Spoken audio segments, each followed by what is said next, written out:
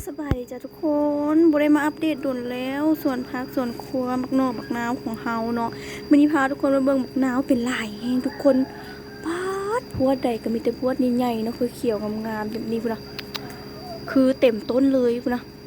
บ่มีบอนวางเลยจ้าทุกคนพุ่นน่ะหลายแฮ่หลายว่าป๊าดปลาล่ำปลาเหลือมักนาวหลายกระดอกกระเดียต้นต่ำๆจังซี่ก็มีทุกคนพุ่นน่ะเรือลงลุมเลยจ้าพุ่นน่ะ